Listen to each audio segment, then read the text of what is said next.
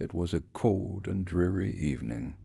Emra, a photographer who loved exploring abandoned places, had chosen an old, desolate prison as his destination for the day. The building's damp walls and shattered windows told stories of a haunting past. As Emra wandered through the prison's hallways, the sound of his footsteps echoed eerily off the empty walls. The old cell doors were half open, their dark interiors foreboding and silent.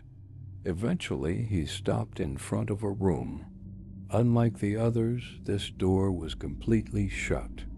A rusted plaque above it read, Room 13. Pushing against the door, it creaked open, releasing a gust of cold air that made Emra shiver. Inside, in the center of the room, sat an old, rusted chair. The chair had frayed ropes tied to its arms, as though someone had been restrained there. Behind the chair, scratched into the floor, were the words, Do not sit. Pushing against the door, it creaked open, releasing a gust of cold air that made Emra shiver. Inside, in the center of the room, sat an old, rusted chair. The chair had frayed ropes tied to its arms, as though someone had been restrained there. Behind the chair, scratched into the floor, were the words, Do not sit.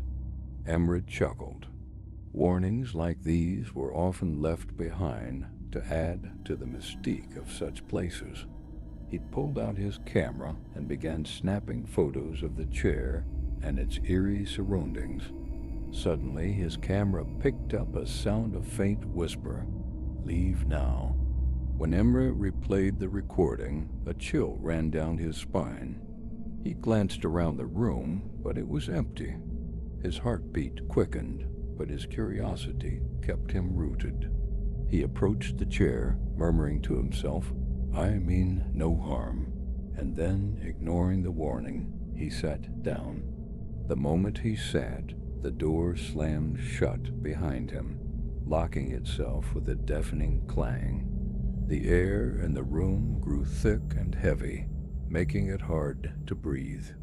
Low moans began to echo from the walls, and Emra's name was whispered repeatedly, growing louder with each repetition. Blood began to seep from under the chair's legs, pooling on the floor. Suddenly, his wrists were bound tightly by invisible forces, as if the chair itself had come alive. He struggled to free himself, but no amount of effort could break the unseen bonds. As his eyes darted around in panic, he noticed shadows moving in the corners of the room. The shadows slowly morphed into a humanoid figure. The figure stepped forward, its voice low and menacing. You don't belong here, but now you'll never leave. Amra screamed and thrashed against the restraints. The chair tipped over, sending him crashing to the floor. The moment he hit the ground, the bindings vanished, and the door creaked open as if granting him a second chance. Without hesitation, Emra scrambled out of the room and ran through the hallways, the moans and whispers following close behind. Somehow he managed to escape the building. Outside, he gasped for air, relief washing over him. But as he glanced at his wrists, he saw faint rope marks still imprinted on his skin.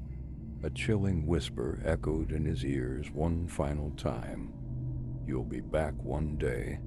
The end.